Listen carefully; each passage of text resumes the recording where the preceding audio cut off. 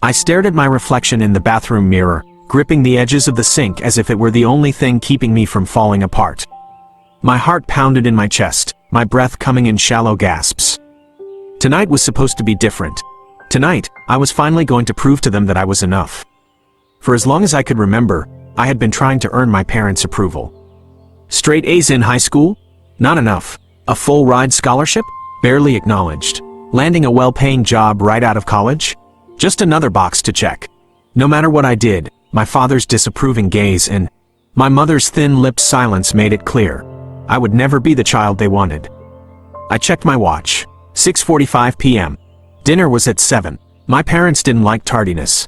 Taking a deep breath, I straightened my tie and grabbed the folder sitting on my bed. Inside was everything I had worked for, the culmination of years of effort, sacrifice, and sheer determination. A promotion at work, a stable income, and even plans for the future. I wasn't just surviving, I was thriving. And yet, deep down, a small voice whispered, "What if it still isn't enough?" Pushing the thought aside, I walked out of my apartment and headed toward my parents' house. The drive was short but heavy with anticipation. Every red light felt like a moment of reckoning, every turn in the road a reminder of past conversations that ended in disappointment. By the time I pulled into the driveway, my palms were slick with sweat. The house was exactly as I remembered, immaculate, pristine, and utterly devoid of warmth. The porch light flickered slightly, casting long shadows across the front steps. I knocked once, then twice. The door opened almost immediately, and there stood my father, his expression unreadable. "You're on time," he said, stepping aside to let me in. The scent of rosemary and garlic filled the air, a familiar reminder of family dinners growing up. My mother was already seated at the dining table, her hands neatly folded in her lap. No smile, no greeting, just a nod of acknowledgement. I took my seat, placing the folder beside my plate. The tension in the room was suffocating, pressing against my chest like an unseen weight. My father cleared his throat. "So, what is this about?" I swallowed hard, forcing myself to meet his gaze. "I wanted to share some news. I got promoted. I'm now leading my department. It's a huge step for me." My mother barely reacted. My father simply nodded. "That's good. Good. That was it? After everything?" I tried again. "I also put a down payment on a condo. It's in a great neighborhood. I worked hard for this, and I wanted you to know that I'm doing well." Silence. Then, my mother spoke, her voice quiet but firm. "That's nice, but is this really what you want?" The words hit me like a slap. "What do you mean?" She sighed, setting her fork down. "You always push yourself so hard, but for what? We wanted something better for you. Something more meaningful. More meaningful." I felt my stomach twist. I love what I do. It's fulfilling, and I'm proud of how far I've come. Isn't that enough? My father shook his head. "It's not about being proud, Alex. It's about doing what's right. You're chasing things that don't matter in the long run." A cold numbness spread through me. I had come here seeking validation, hoping, just this once, they would see me for who I was, not who they wanted me to be. But as I looked at them, their expressions unwavering, I realized the painful truth. No matter what I did, it would never be enough. I stared at my father from across the dinner table, my heart pounding in my chest. My mother sat beside him, arms crossed, lips pressed into a thin line. The tension in the room was suffocating, thick enough to cut with a knife. "Dad, I know it's not what you wanted, but I'm really trying," I said, my voice barely above a whisper. "I work hard. I take extra shifts. I put everything I have into this." Dad let out a sharp breath and shook his head. "Trying isn't enough, Alex. Do you think the world rewards people just for trying? You need results, success, stability. You think your dreams are going to pay the bills?" "I'm not asking you to pay my bills," I said, gripping my fork so tightly my knuckles turned white. "I'm handling everything on my own." Mom sighed, rubbing her temples. "That's not the point. You're wasting your potential. You had a full scholarship to business school, Alex. A real career path. And you threw it away too. To what? Be an artist? A writer?" I swallowed hard. "Yes, because that's what I love. Because I can't imagine doing anything else." Dad scoffed. "Love doesn't put food on the table." I felt my stomach sink. It was the same argument every time. No matter how much effort I put in, no matter how much progress I made, it was never enough. They didn't see the long nights spent perfecting my work, the the sacrifices I made to stay afloat. They only saw failure. You act like I'm some reckless kid making bad decisions, I said, my voice rising. But I've done everything I can to make this work. I've built a portfolio. I've landed freelance projects. I'm networking. I'm learning. Dad slammed his hand on the table. And what do you have to show for it? Where's the stability? The benefits? The future? You think I don't want to support you? I do, but I won't support a dead-end life. My throat tightened. So, what? I'm a disappointment to you? Silence. The weight of that unspoken answer crushed me. My mother reached for my hand, but I pulled away. We just want what's best for you, she said. Softly. No, you want what's best for you, I shot back. You want the version of me that fits into your expectations. You don't want me. Mom's face fell. Dad looked away, his jaw clenched. For the first time, I saw something flicker in his eyes. Regret, maybe? Uncertainty? But it was gone just as quickly. I stood up, pushing my chair back. I have to go. Alex, Mom started, but I was already grabbing my coat. I'm done trying to prove myself to you, I said. If you can't accept me for who I am, then maybe I don't belong here. I walked out, the cold night air hitting my skin as I stepped outside. My hands trembled, not from the chill, but from the realization that no matter how much I tried, they might never see me for who I truly was. And that hurt more than anything. But as I stood there, staring at the dark sky, one thought ran through my mind. I wasn't giving up, not on myself. I sat in my car outside my parents' house, my hands gripping the steering wheel so tightly that my knuckles turned white. My heart pounded as I replayed the last conversation I had with them over and over in my mind. You'll never be good enough, my father's words echoed. No matter what you do, it's not enough. I had done everything they asked, excelled in school, taken on extra responsibilities, followed the safe path they had laid out for me. And yet, it was never enough. My mother had sighed, shaking her head, disappointment clear in her eyes. My father had simply turned away, as if I were invisible. Tonight, I had to make a choice. Keep living for their approval, or start living for myself. But the thought of stepping away, of finally accepting that they might never truly accept me, sent a chill down my spine. I took a deep breath and stepped out of my car, walking up to the front door. My stomach churned as I knocked. A few seconds later, my mom answered. She looked surprised to see me, then stepped aside wordlessly, letting me in. My dad was in his chair, watching the news. He barely acknowledged my presence. The tension in the air was thick, like an invisible wall between us. I need to talk to you both, I said, my voice steadier than I felt. Mom sat down across from me, hands folded in her lap. My father muted the TV but didn't turn to face me. That was the most attention I was going to get. I swallowed hard. I've spent my whole life trying to make you proud. I did everything I thought you wanted, good grades, the right job, following all the rules. But no matter what I do, it's not enough for you. My mom sighed, rubbing her temple. You're being dramatic. No, I'm not, I said firmly. I've given up so much of myself just trying to be what you wanted. And I can't do it anymore. Dad scoffed. So what? You're going to throw everything away?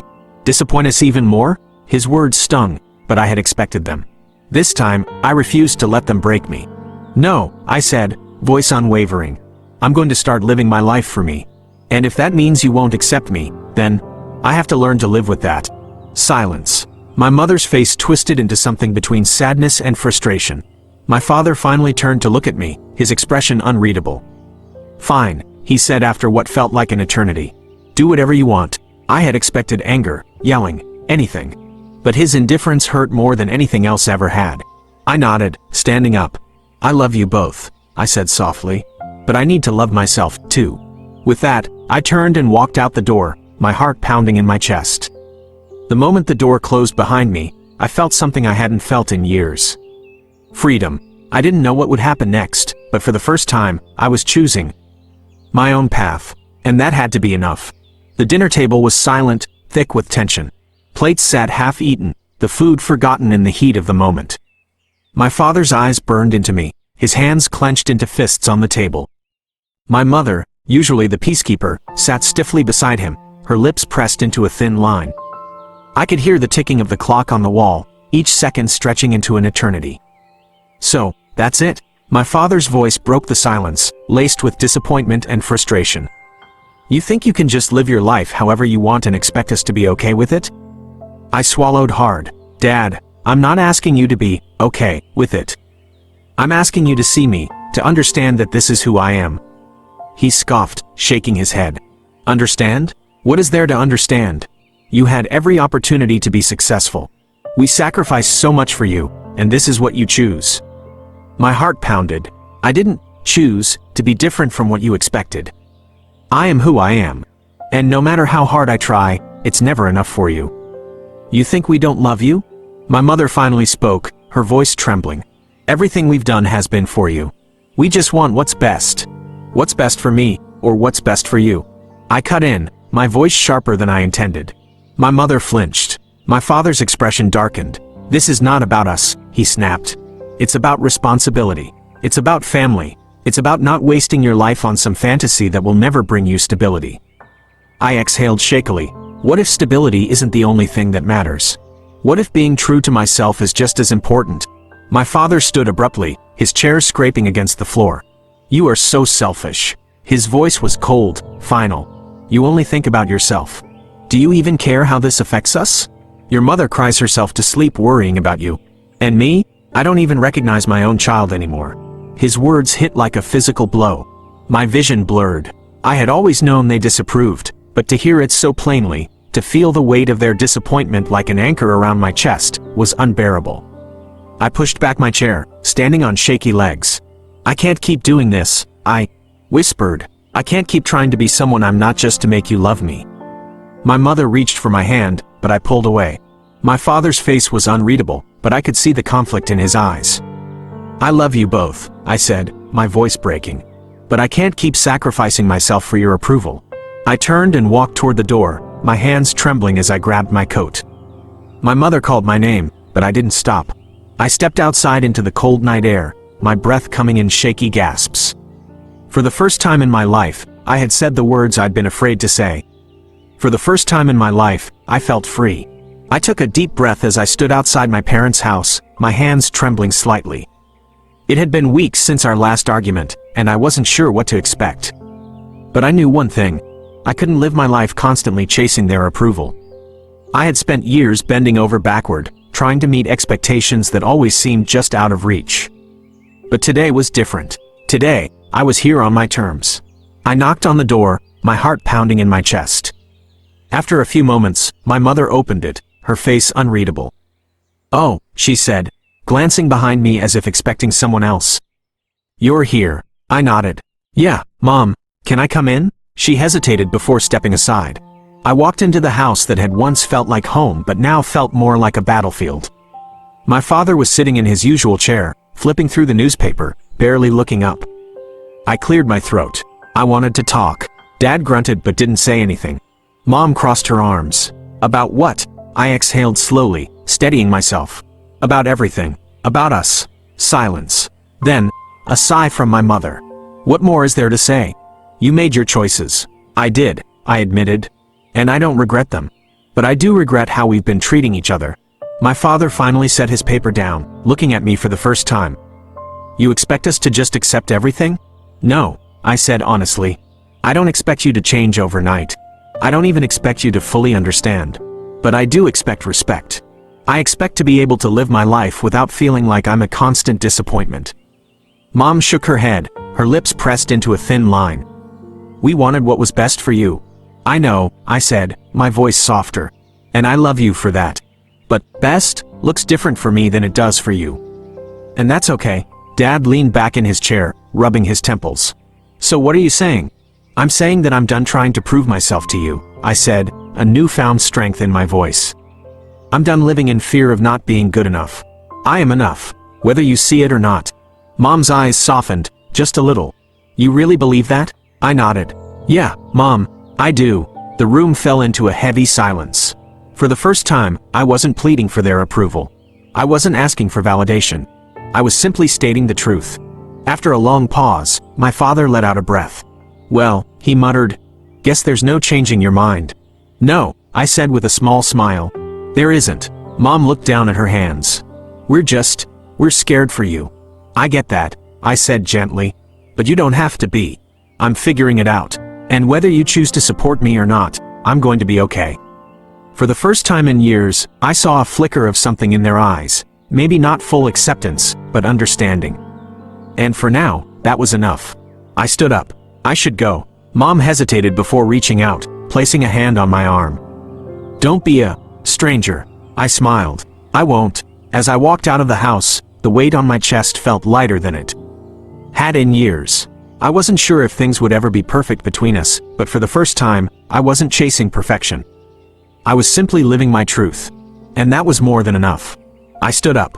I should go. Mom hesitated before reaching out, placing a hand on my arm.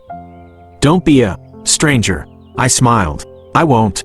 As I walked out of the house, the weight on my chest felt lighter than it had in years. I wasn't sure if things would ever be perfect between us, but for the first time, I wasn't chasing perfection. I was simply living my truth. And that was more than enough. Have you ever felt like no matter how hard you try, it's never enough for your parents? Have you experienced the pain of seeking approval that never seems to come? If so, you're not alone. Many of us have been in that place, struggling to find acceptance while staying true to ourselves. I'd love to hear your thoughts. Have you ever faced a similar situation? How did you handle it? Share your experiences in the comments below. Your story might inspire or help someone going through the same thing. If you found this video relatable or helpful, don't forget to give it a thumbs up and subscribe for more content like this. Your support helps keep this channel going. Also, if you know someone who might need to hear this message, feel free to share this video with them. Remember, your worth isn't defined by anyone else's approval. Keep believing in yourself, and I'll see you in the next video.